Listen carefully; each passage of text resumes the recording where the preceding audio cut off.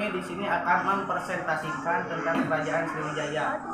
Kerajaan Sriwijaya terbagi menjadi 4 poin. Poin pertama, lokasi Kerajaan Sriwijaya yang akan diterangkan oleh Nenek. Sriwijaya berada di Sumatera Selatan. Diyakini kekuasaan Kerajaan Sriwijaya meliputi Kepulauan Riau, Bangka Belitung, Singapura, Kalimantan Barat, dan lain-lain. Poin yang kedua, asal-usul kerajaan yang akan diterangkan oleh Laila. Pada abad ke-7, Kerajaan Sriwijaya didirikan oleh Dapura Hayasri Jayanasa di daerah Palembang, Sumatera Selatan. Dalam prasasti kedudukan Bukit tercatat bahwa tahun 682 Masehi menjadi tahun di mana kerajaan itu resmi didirikan. Dan poin ketiga yaitu Raja-Raja Sriwijaya yang akan diterangkan oleh Radit Prayoga. Raja-Raja Sriwijaya yang pertama adalah Dapunta Hyang Srijaya Nasa dari tahun 683 Masehi, yang kedua Indrawarman dari tahun 702 Masehi, yang ketiga Rudra Wikrama dari tahun 728 Masehi, yang keempat Sangra Ramadanan Jaya dari tahun 775 Masehi, yang keenam Samarag Rawira atau Rakaiwara yang dari tahun 782 Masehi, yang ketujuh Dharma Setu dari tahun 790 Masehi, yang ketujuh Samaratungga atau Rakai Garung dari tahun 792 Masehi, yang kedelapan Bala Putra Dewa dari tahun 856 Masehi, yang kesembilan Sri Udaya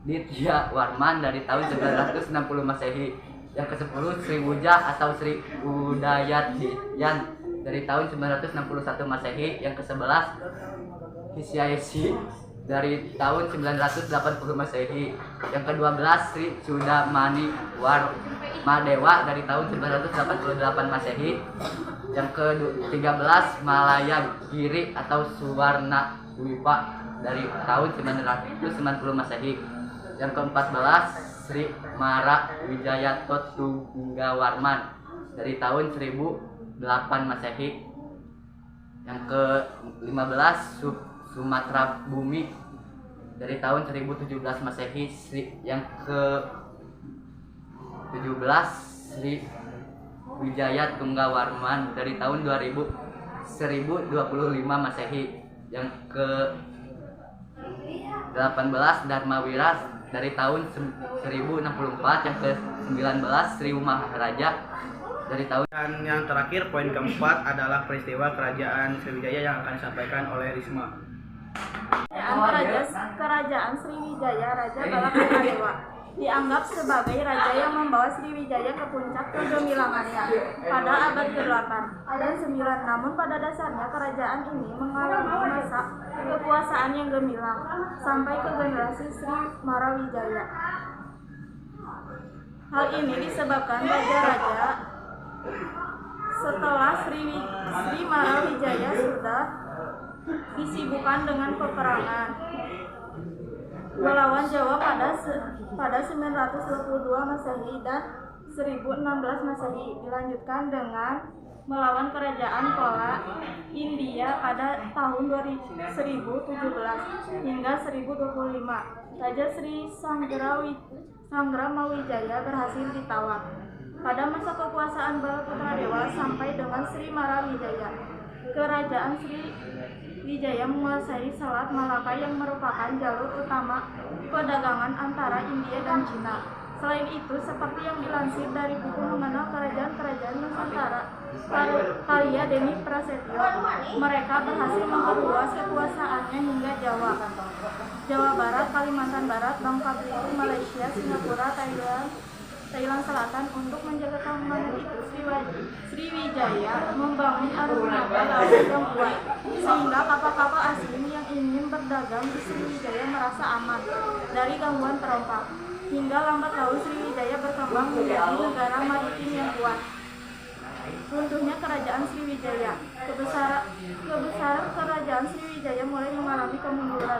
Sejak abad ke-11 berawal dari serangan besar-besaran yang dilakukan oleh Rajendra Koladewa dari Kerajaan Kola yang berhasil menawan salah satu raja Sriwijaya tersebut. Dikutip dari buku sejarah karya Nana Supriyatna. Kemudian pada abad ke-13 salah satu kerajaan taklukan Sriwijaya Kerajaan Melayu berhasil dikuasai Singasari, kerajaan dari Jawa yang dipimpin oleh Kartanegara.